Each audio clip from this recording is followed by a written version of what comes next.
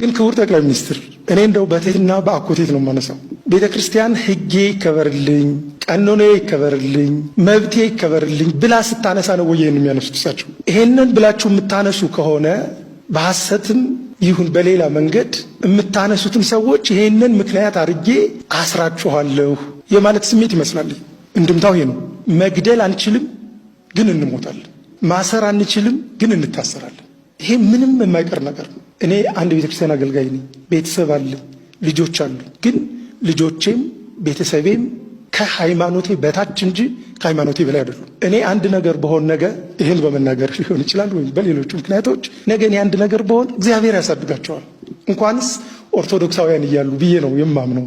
የኢትዮጵያ ኦርቶዶክስ ተዋሕዶ ቤተክርስቲያን አላሉ፣ ኦርቶዶክስ ቤተክርስቲያን ብለው ነው የተጠሩት። ለምንድን ነው ኢትዮጵያ ማለትን መቀጸልን የጠሉት እሳቸው? አንዱ ውጊያ እኮ አንዱ ትግል እኮ የኢትዮጵያ ኦርቶዶክስ ተዋሕዶ ቤተክርስቲያን የሚል ኢትዮጵያ የሚል ቅጽል ያላት ቤተክርስቲያን እንዳትኖር ነው አሁን ከነዚህ ወገኖች የሚፈለጉ። ያንን አፕሩቫል በንግግራቸውን የገለጹላቸው። በኢትዮጵያ ታሪክ በዓለምም ታሪክ መፈንቅለ ሲኖዶስ ተደርጎ አይታወቅም። የመጀመሪያው ለመፈንቅለ ሲኖዶስ እውቅና የሰጠ መንግስት የኢትዮጵያ መንግስት ነው።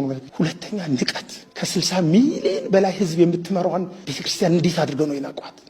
እንዴት ነው የሚመኑ ያዩት? 60 የዛ እጅ እኮ ነው እሳቸው የመረጣቸው። የሚያስተዳድሩት እኮ ያንን ከ60 ከ70 ሚሊዮን ህዝብ በላይ ያለውን ህዝብ እኮ ነው የሚመሩት። እንዴት ነው ያዩት? ያንን አፍር ገፊውን እሳቸውን አንቱ ያሰኛቸውን እሳቸውን ለክብር ያበቃቸውን ያንን ህዝብ በምን መልኩ ነው ያዩት? ዘነጉት እንደ ክቡር ጠቅላይ ሚኒስትር ወርቅ ካባ እኮ ነው ያለበሰቻቸው። የወርቅ ወንጌል ነው እኮ የሰጠቻቸው ከነ ባለቤታቸው ጠርታ። ፓትርያርኩ መካከል ተነስቶ ፎቶግራፉ ማየት ይቻላል እንዴ! በአንደበት እኮ ነው እሳቸው የረዷቸው ጠቅላይ ሚኒስትር አይደሉ እንዴ? ጠቅላይ ሚኒስትር የረዷቸው ሰው አይደሉ እንዴ? ፓትርያርክን ሾማለን ያሉ በአንደበታቸው። ታዲያ ይሄ በብፁዕ ቅዱስ አቡነ ማትያስ ላይ በላያቸው ላይ መሾም አይደለም እንዴ? ከመንፈስ ቅዱስ ቀጥለው የሚመሩትን ሲኖዶስን አይደል ያፈረሱት?